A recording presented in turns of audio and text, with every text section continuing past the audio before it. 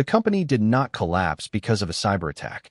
It collapsed because the founder's nephew skipped page 47 of a contract he never bothered reading. My name is Ethan Cole, 41 years old, Senior Systems Architect, Enterprise Contract Risk Lead. For 11 years, I built back-end infrastructure for a Seattle software company that sold enterprise logistics platforms to government contractors, healthcare groups, and international shipping firms. Invisible systems. High-dependency environments. The kind of architecture nobody notices until something stops working. That was my specialty. Invisible pressure points. The executive review room overlooked Elliott Bay through a wall of cold gray glass, while the leadership team prepared for final approval of the Horizon deployment. $80 million client. Multi-year contract. Strict governance controls. And sitting at the center of the table was Connor Vale, 32 years old, founder's nephew, Vice President of Strategic Innovation. No engineering background. But inside family companies, titles move faster than competence. Connor stood beside the presentation screen explaining why he approved accelerated deployment changes without waiting for enterprise governance review. Relaxed posture. Expensive watch. Confident smile designed for investors instead of systems. Everyone around the table nodded carefully. Nobody challenged him. That was the dangerous part. Because the architecture changes violated a restricted modification clause buried inside the client agreement signed 4 years earlier during a federal expansion project. I helped write that clause myself. Connor reached the final slide and smiled toward the executives. This launch cuts implementation time by 30%. Applause followed immediately from product leadership. Then I spoke. Did legal approve the infrastructure variance? The room changed instantly. Connor looked irritated before answering. We already aligned internally. That was not the question. I kept my eyes on the deployment chart. The contract requires external authorization for architecture deviation affecting client environment continuity. Silence spread slowly across the room. Not confusion. Recognition. The legal director lowered her gaze toward the printed materials in front of her. 2 product managers stopped typing. Even the founder shifted slightly in his chair without speaking. Connor laughed lightly like the issue was procedural trivia. You are overcomplicating this again, Ethan. No reaction. No argument. I opened the contract binder calmly and turned directly to the flag section near the center. Page 47. Material Infrastructure Modification Clause. Mandatory Disclosure Requirement. 10 business days. Connor never even looked at the page. He leaned back confidently instead. We are not delaying launch because of theoretical legal language. That sentence told me everything I needed to know. He did not understand the clause, which meant he definitely did not understand the trigger attached to it. The founder finally spoke from the far end of the table. Connor is trying to move this company forward. We need alignment right now, not resistance. Alignment. Corporate language becomes dangerous when executives start using it to replace accountability. I closed the binder slowly. Then I answered with the only sentence that mattered. The clause activates automatically. Connor smiled again. Good thing nobody cares except you. For hours later, Human Resources called me into a private conference room on floor 22. Cultural friction. Leadership incompatibility. Resistance to strategic direction. Corporate vocabulary always sounds cleaner than betrayal. I signed the termination documents without hesitation. That unsettled them more than anger would have. Before leaving, I placed one transition memo on the conference table addressed to legal, compliance, and the board audit committee. Short, precise, documented. Then I walked out carrying my laptop bag while Seattle rain moved against the glass towers downtown in cold silver lines. Behind me, the company celebrated a launch they believed proved I was obsolete. What they actually launched was a contractual countdown. Follow my story until the end and comment the city you are watching from. At 3:17 in the morning, the contract still sat open across my kitchen table beside the termination packet from Human Resources.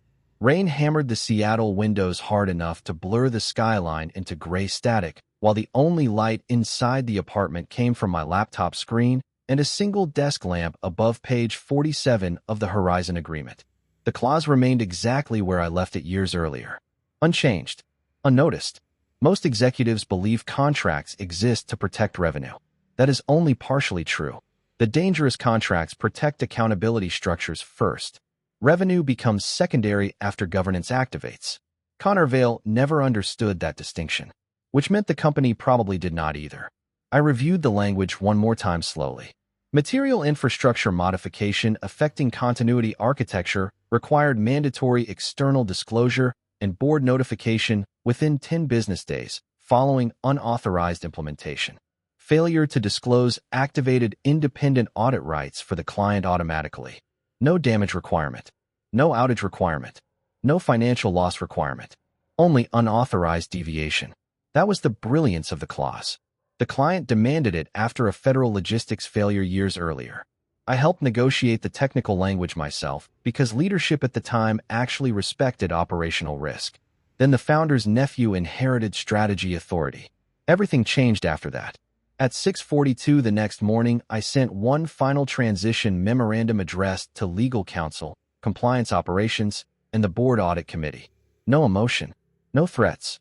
Just documented process language referencing governance obligations tied to Horizon deployment variants. I attached the exact contract section again. Then I closed the laptop. Across downtown Seattle, the company prepared public launch materials while executives congratulated Connor for accelerating deployment timelines. Internal messaging channels filled with celebration graphics and performance projections. Product leadership called the rollout transformational. Investor relations prepared client expansion talking points. Nobody mentioned governance disclosure. That silence mattered, because procedural drift becomes institutional risk long before panic appears. Around noon, an internal compliance analyst named Rachel Kim opened my memorandum after finding it buried inside a low-priority governance folder forwarded overnight from legal intake. 31 years old. Sharp. Quiet. The kind of employee executives overlook because she never performs authority publicly. Rachel reread the clause twice before checking deployment records against approval documentation. The timestamps did not align. That unsettled her immediately. She forwarded a clarification request directly to Connor's operations group asking for external authorization confirmation tied to architecture variance approval. Connor responded 14 minutes later. No escalation required. Ethan always exaggerated contractual risk. Rachel stared at the response without moving. That sentence explained the entire culture problem inside the company more clearly than any investigation ever could. Expertise had become political inconvenience. Meanwhile, I spent the afternoon inside a quiet co-working office near Pioneer Square reviewing consulting offers from two enterprise security firms that had contacted me after hearing about my termination through industry channels. Neither conversation interested me much. My attention remained on timing. Because the clause was already active, the countdown no longer depended on me. Late that evening, Rachel discovered something else hidden inside the governance archive while comparing deployment approvals against the client agreement matrix. The Horizon contract linked audit rights directly to board reporting obligations once unauthorized infrastructure changes occurred, which meant leadership had only 10 business days before disclosure became mandatory internally. Not optional. Mandatory. Rachel printed the clause and walked toward the executive floor carrying the document carefully against her chest while conference room lights reflected cold blue against the glass walls above Elliott Bay. Inside the founder's private office, laughter still drifted through partially open doors. Connor was celebrating launch metrics with senior leadership. Nobody inside the room realized the contract had already started moving against them automatically.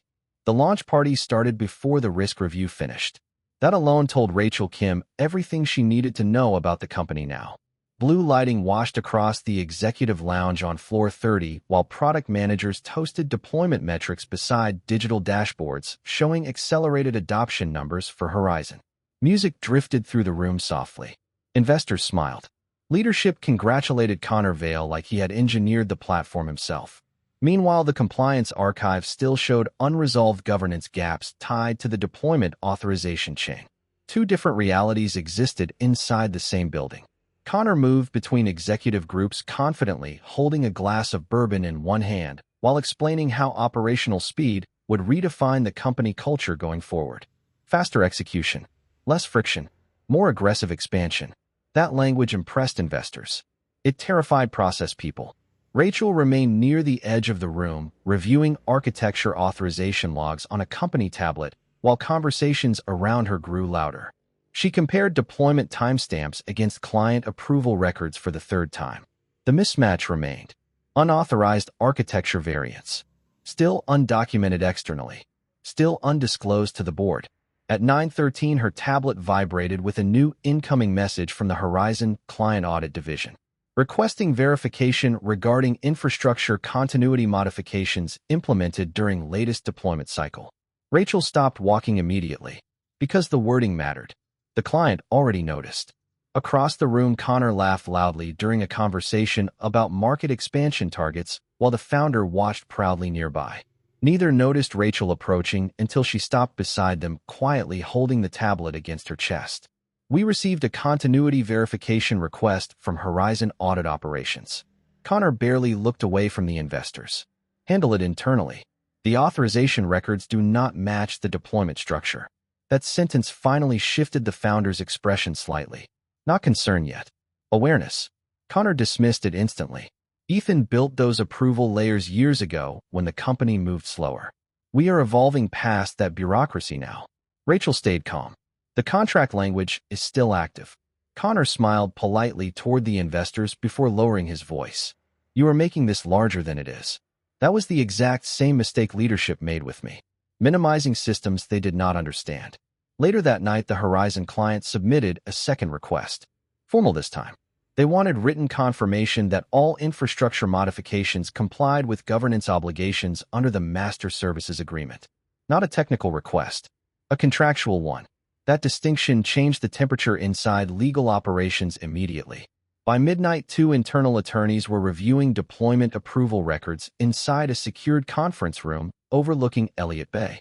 The silence inside the room felt clinical while rain moved against the windows in long silver streaks. One approval signature was missing entirely. The external authorization checkpoint tied to the material modification clause had never been completed. Not delayed. Missing. One attorney leaned back slowly after seeing the deployment timeline. Who approved this launch? Nobody answered immediately, because the answer carried political weight. Across town, I sat inside a quiet 24-hour diner reviewing consulting paperwork while a muted financial news channel flickered across mounted televisions overhead. My phone vibrated once at exactly 12:27 in the morning. Unknown internal number. Ignored. The system no longer belonged to me. That was the dangerous part for them now. Once invisible expertise leaves a company, leadership discovers too late which processes depended entirely on trust instead of understanding. Inside the executive tower, the legal team finally escalated the issue directly to the founder through encrypted overnight correspondence marked urgent governance review. Rachel Kim was copied automatically due to the audit trail request she initiated earlier that evening. Connor was not included initially. That detail mattered more than anyone realized. Because the moment legal starts limiting executive visibility during an internal review, authority has already started separating from protection. At 7:46 the next morning, Horizon sent another message. Formal compliance evidence required within 24 hours. At 8:11 that morning, the legal conference room looked less like a technology company and more like an emergency containment center. Printed contracts covered the table. Redlined approval records. Governance matrices. Audit escalation emails. Nobody touched the coffee anymore. The Horizon client deadline sat projected across the main screen in sharp, white letters above the deployment timeline. 24 hours remaining. Connor Vale entered the room late, wearing the same relaxed confidence he carried during investor meetings. But the atmosphere shifted immediately after he sat down. The energy inside the room no longer responded to title hierarchy. It responded to documentation. One senior attorney slid the contract binder toward him slowly. We cannot locate the external authorization attached to the infrastructure variance. Connor leaned back dismissively. Then create the approval summary retroactively. Silence followed immediately. Not shock. Calculation. Because everyone in the room understood the legal difference between reconstructing process history and falsifying governance records during active client review. Rachel Kim spoke carefully from the far side of the table. The audit trail already exists across deployment timestamps. Connor looked irritated now. This should have been handled internally before reaching legal escalation. That sentence landed badly, especially with attorneys present. Because internal containment language becomes dangerous once contractual review begins externally. The founder finally entered 5 minutes later carrying printed overnight correspondence from Horizon Audit Operations. Gray suit, controlled posture, minimal expression. The room stood instinctively when he arrived, but he ignored the formality completely and walked directly toward the projection screen instead. Then he asked the only question that mattered. Did Ethan warn anyone before termination? Nobody answered immediately. Rachel opened my transition memorandum on the screen without speaking. The room became still. My language remained exactly as written days earlier. Material modification clause remains active under Horizon Governance Agreement.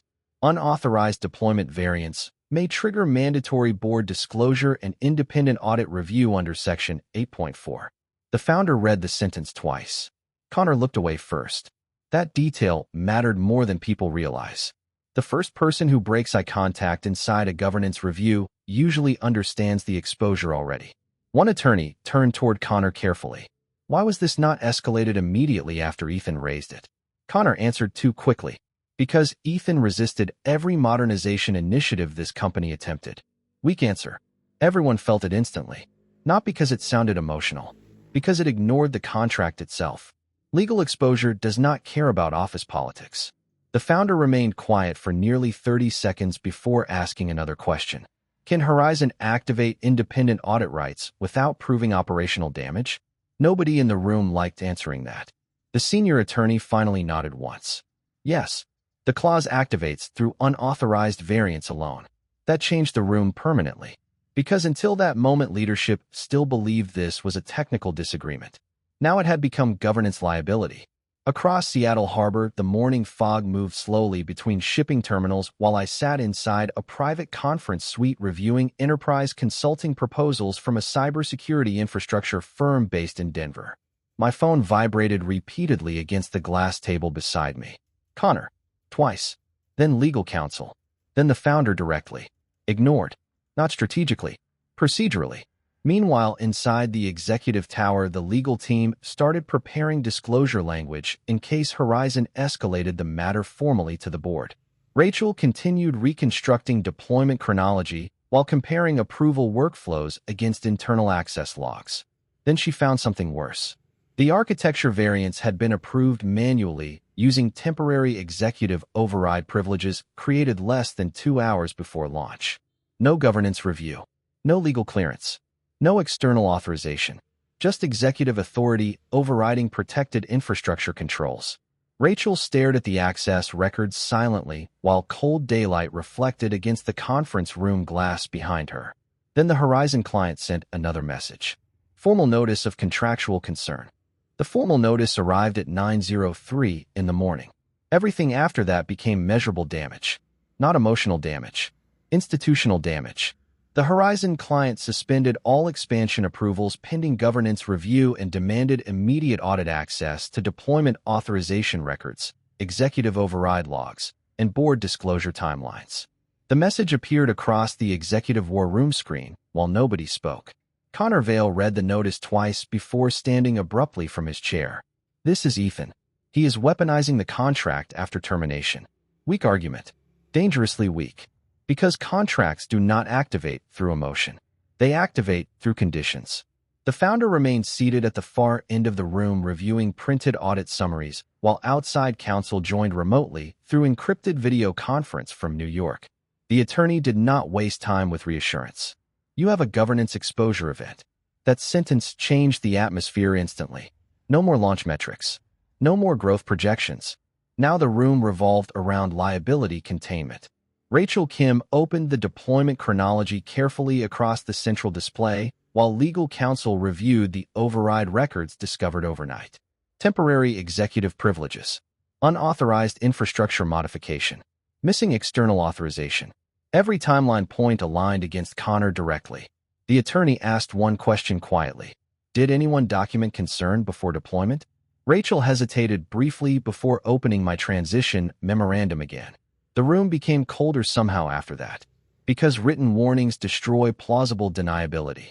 The founder read my memorandum silently, while Connor paced beside the windows overlooking Elliott Bay. Gray morning fog drifted slowly across the harbor beneath the towers downtown, while panic started organizing itself inside the executive floor. Connor stopped pacing suddenly. Then why did legal not stop the launch? Nobody answered him immediately. Not because they lacked answers. Because responsibility had started separating into survival behavior. That happens fast inside collapsing companies. People stop defending the institution. They start protecting themselves individually. Across the city, I sat inside a private conference suite reviewing partnership terms with a Denver-based enterprise advisory firm specializing in contract governance infrastructure. Calm room.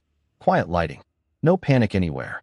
My phone continued vibrating against the table every few minutes. Connor again. Then internal legal. Then the founder. Ignored. Meanwhile, inside the executive tower, horizon escalated further. The client demanded independent third-party review rights under Section 8.4 of the agreement and froze pending implementation payments worth nearly $26 million until governance compliance could be verified externally. That number finally broke executive composure. One product vice president removed his glasses slowly and leaned back without speaking. The finance director closed her laptop completely after seeing the suspended payment notice. Even the founder stopped reviewing documents for several seconds. Connor still tried controlling the narrative. This can be fixed internally before it spreads. Outside counsel interrupted immediately. No, it cannot. Silence followed. The attorney continued carefully. Once independent audit rights activate under contractual governance provisions, containment becomes procedural, not political. That sentence landed like concrete. Because family protection stops mattering once external review begins. Rachel remained near the far side of the conference room, documenting every escalation timestamp, as required under governance protocol. Then another notification appeared inside the audit system. Horizon requested board certification records tied to deployment authorization oversight. Rachel looked toward the founder slowly. The board had never been notified. That created a second exposure layer immediately. Not technical anymore. Governance failure. The founder finally turned toward Connor directly for the first time all morning. Did you bypass the review structure intentionally? Connor hesitated. Tiny pause. But inside legal review environments, hesitation becomes evidence psychologically even before facts finish organizing themselves. He answered carefully. I accelerated execution because Ethan kept slowing innovation. Wrong answer again. Because speed is not a defense against governance breach. The outside attorney muted his microphone briefly while reviewing internal correspondence provided by Rachel moments earlier. When he returned, his tone changed completely. We need the original risk memorandum and all termination documentation immediately. Then he added one final sentence quietly. Your former architect protected himself very thoroughly. The board audit committee meeting started at 6:30 in the morning before most employees entered the building. That timing was intentional. Companies schedule emergency governance reviews before sunrise when leadership wants containment before rumor spreads across operational teams. But containment was already failing. The independent audit request from Horizon had circulated through legal, finance, and compliance overnight. Senior managers stopped discussing product growth completely. Internal messaging channels turned quiet. Even investor relations paused outbound communication pending executive guidance. Fear had entered the system now. Real fear. Inside the audit committee room, the atmosphere felt stripped down and procedural. No launch graphics. No executive optimism. Just printed binders, legal correspondence, and projected timelines filling the walls beneath cold, recessed lighting. The founder sat near the center reviewing documents silently, while outside counsel joined through secure video from Manhattan. Rachel Kim organized chronology records beside the screen with the kind of precision people develop when they know every timestamp may become evidence later. Connor Vale arrived last again. Different energy this time. No relaxed posture. No investor smile. Because governance pressure changes people faster than public humiliation ever could. The outside attorney began immediately. We reviewed the original transition memorandum submitted by Ethan Cole before termination. My name landed heavily inside the room. Not emotionally. Legally. Rachel projected the memorandum across the main screen while the attorney continued reading selected sections aloud slowly. Material governance exposure. Unauthorized infrastructure deviation. Mandatory disclosure obligations. Independent audit trigger conditions. Every warning existed in writing before launch approval finalized. That detail destroyed Connor's defense strategy instantly. Because ignorance becomes difficult to claim once documented warnings exist inside formal communication channels. The founder finally looked toward Connor directly. "Did you read this memorandum before approving launch continuation?" Connor hesitated again, then answered carefully. "I trusted operational leadership to handle procedural review." Another weak answer. The problem was no longer technical judgment. Now it was governance negligence. The attorney spoke again before anyone else could respond. "The concern here is not system failure. The concern is leadership knowingly bypassing contractual safeguards after receiving documented risk notification." Nobody interrupted him, because that sentence sounded dangerously close to formal liability language. Rachel opened another folder quietly. Then the room became even colder. She had reconstructed the executive override sequence tied to the deployment authorization. The temporary override privileges activating the unauthorized infrastructure change originated from Connor's executive credentials directly. Timestamp included. Approval chain included. Audit trail preserved completely. Connor leaned forward immediately. Those privileges were temporary operational tools. Everyone uses them. Rachel answered calmly without emotion. Not against protected governance architecture under Horizon controls. Perfect answer. Short. Precise. Fatal. The founder removed his glasses slowly and stared toward the deployment timeline projected across the wall, while downtown Seattle morning light started bleeding through the glass behind him. For the first time, nobody defended Connor politically. That mattered more than the legal exposure itself. Because power inside corporations survives through collective protection. Once silence replaces protection, collapse accelerates fast. Across town, I walked through a quiet waterfront path near Pioneer Square carrying coffee in one hand, while reviewing revised partnership terms from the Denver advisory firm on my phone. Calm morning. Gray harbor water. Ferries moving slowly through fog beneath low winter clouds. My phone vibrated again. This time the founder left a voicemail. Not angry. Careful. Measured tone. That was new. Inside the audit committee room, the outside attorney delivered the next recommendation directly to the board representatives. Immediate independent governance investigation. Temporary suspension of deployment authority. Preservation of all executive communication records tied to Horizon. Connor stared toward the screen silently after hearing that. Then the founder asked the question he should have asked days earlier. Can Horizon terminate expansion rights completely? The attorney nodded once. Yes. And if they conclude governance concealment occurred after documented warning, litigation exposure expands significantly. Nobody moved after that. Not even Connor. Because for the first time he understood the hidden clause was never the real threat. The real threat was believing family protection outranked contractual reality. The first client withdrawal hit at 11:14 on a Thursday morning. $7 million. Not catastrophic by itself. But withdrawals inside enterprise firms behave like cracks inside frozen glass. Once pressure starts spreading, the structure changes faster than leadership can stabilize perception.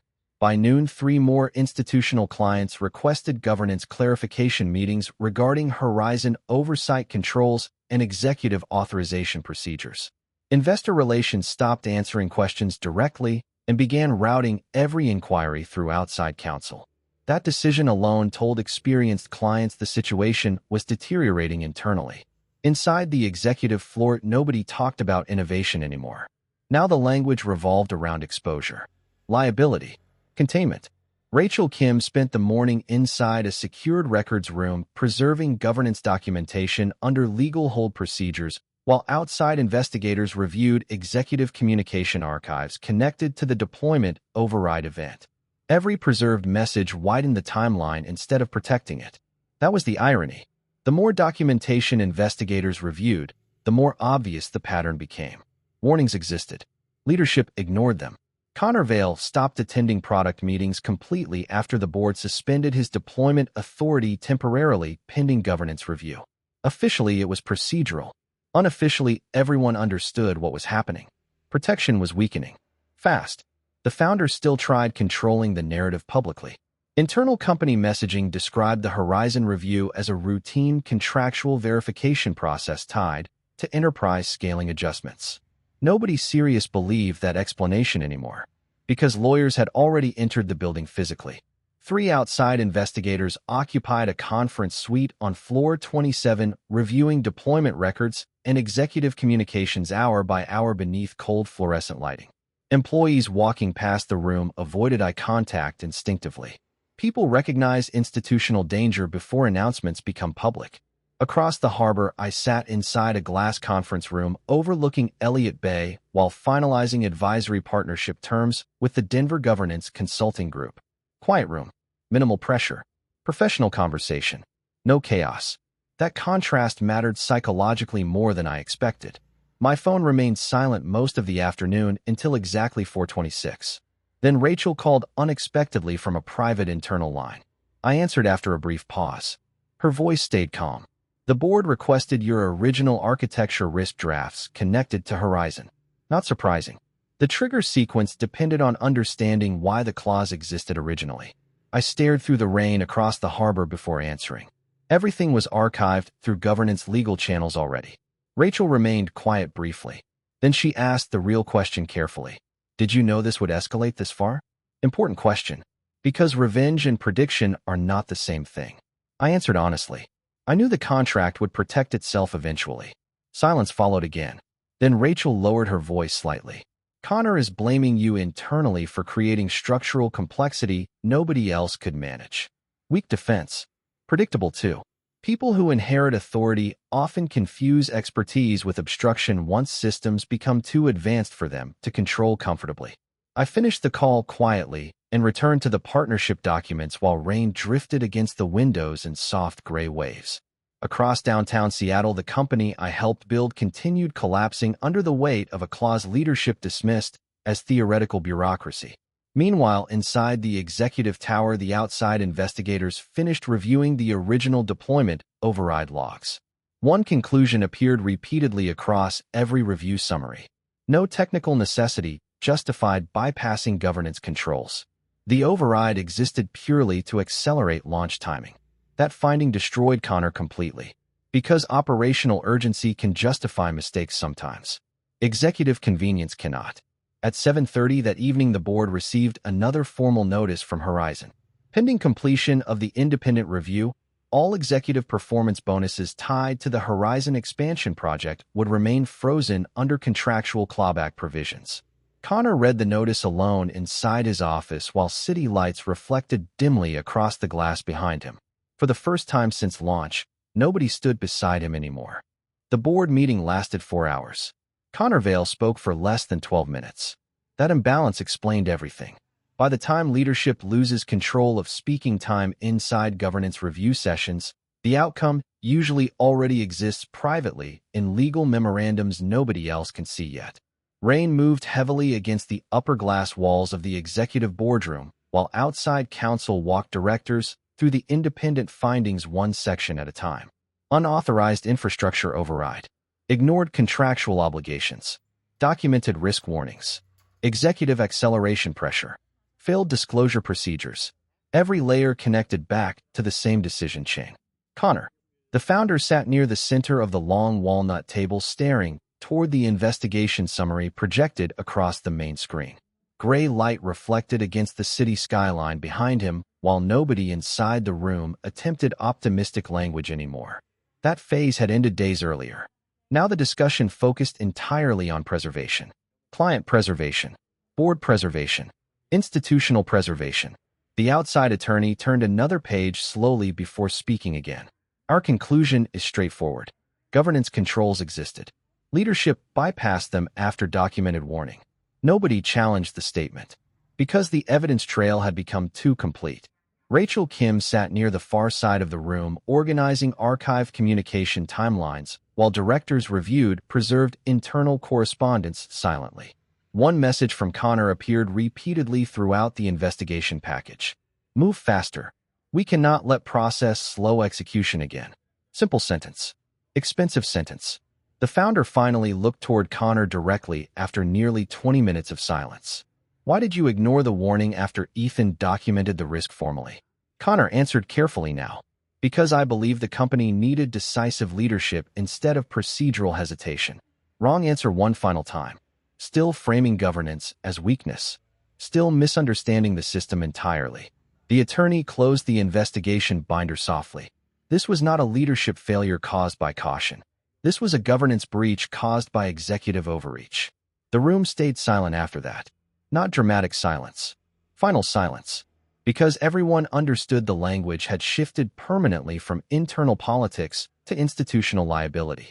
Across Seattle Harbor, I stood near the waterfront watching ferries move slowly through gray winter rain while reviewing final onboarding documents for the Denver Advisory Partnership. Calm atmosphere. Structured process. No executive panic. My phone vibrated once. Board counsel. I answered after several seconds. Professional tone immediately. The board intends to remove Connor Vale from all operational authority effective immediately, pending final governance remediation procedures. Expected outcome. Not satisfying. Just inevitable. The council continued carefully. They also want to discuss retaining you independently during restructuring review. I looked toward the harbor quietly before responding. I am not returning internally. Small pause. Then I added the only sentence that mattered. The company stopped respecting architecture before it stopped respecting me. Silence followed briefly from the other side of the call. Because that was the real collapse underneath everything else. Not contracts. Not audits. Not legal review. Cultural decay. Meanwhile, inside the executive tower, the founder remained alone inside the boardroom after directors exited gradually into smaller legal breakout meetings. Connor had already left through a private elevator nearly 40 minutes earlier without speaking to anyone. No dramatic exit. No confrontation. Just disappearance. Rachel gathered the final investigation folders carefully while city lights started reflecting across the rain-darkened skyline outside. Then she noticed something strange while organizing archived governance records. The hidden clause itself had never actually been the most dangerous part of the contract. The real danger was the automatic board disclosure mechanism attached beneath it. Once activated, the clause forced leadership behavior into permanent documentation whether they wanted transparency or not. That was why the system collapsed so quickly after activation. Not because the contract attacked the company. Because the contract prevented leadership from hiding themselves from the consequences afterward. 6 months later, the hidden clause appeared inside a graduate governance textbook used by 2 business schools on the West Coast. Not the company name, not the executives, just the mechanism. Unauthorized override. Ignored warning. Automatic disclosure trigger. Institutional collapse through procedural arrogance. By then, Connor Vale no longer worked in enterprise technology leadership. His professional profile disappeared quietly from industry directories after the board finalized governance restructuring and outside counsel completed remediation reporting tied to the Horizon investigation. No public scandal exploded across national headlines. Real corporate consequences rarely look theatrical. They look administrative. Restricted authority. Board intervention. Frozen compensation. Disappearing invitations. That is how institutional exile works at executive levels in America. The founder remained inside the company formally, but operational authority shifted permanently toward independent oversight committees and external governance review structures after Horizon renegotiated every enterprise safeguard attached to the partnership agreement. The family still owned the company, but ownership and control stopped meaning the same thing afterward. That distinction mattered. Meanwhile, the Denver Advisory Partnership expanded faster than anyone predicted. Enterprise firms contacted us quietly after hearing fragments of the Horizon review circulate through legal and compliance circles across Seattle, Denver, Chicago, and New York. Most executives asked similar questions during consultations. How do we know this cannot happen inside our company? Wrong question. The better question was simpler. Who inside your organization already warned you about it? On a gray Thursday evening in Seattle, I stood inside a private executive seminar room overlooking the harbor while rain moved softly against the windows behind rows of senior leadership teams attending a governance risk workshop. Quiet room. Focused attention. No performance energy. I walked toward the center screen carrying the original Horizon contract binder beneath one arm. Same binder. Same page markers. Same clause. The room became completely silent before I even spoke. My name is Ethan Cole, 41 years old. Enterprise Governance Advisor, former systems architect. Then I placed the contract on the table carefully and opened directly to page 47. The hidden clause never destroyed the company. I looked slowly across the room before continuing. Leadership destroyed the company the moment they believed accountability was optional for people with the right last name. Nobody moved after hearing that, because every executive in the room understood the danger instantly. Not nepotism alone. Protected incompetence. That is what poisons institutions quietly from the inside. After the seminar ended, several executives remained behind asking questions about governance structures, override authority, and board disclosure triggers, while Seattle lights reflected across the harbor outside in long silver patterns beneath the rain. One younger executive finally asked the question everyone else avoided directly. Did you activate the clause intentionally after they fired you? Interesting question. Because people always assume revenge begins with destruction. Sometimes revenge begins with documentation. I answered calmly. No, I documented reality. The contract did the rest by itself. The executive stared at the binder silently after that, then nodded once. Because deep down most professionals already understand the truth nobody inside collapsing companies wants to admit. Systems rarely fail suddenly. Warnings fail first. I closed the binder slowly while the seminar room emptied into the cold Seattle night beyond the glass. Ferries moved across the dark water below beneath distant city lights, while the rain continued falling softly against the skyline. Invisible systems. Invisible pressure points. Invisible consequences. Most executives fear talented employees. Smart executives fear ignored expertise instead. Because companies do not collapse when someone questions authority. They collapse when authority stops respecting the people who understand the architecture holding everything together.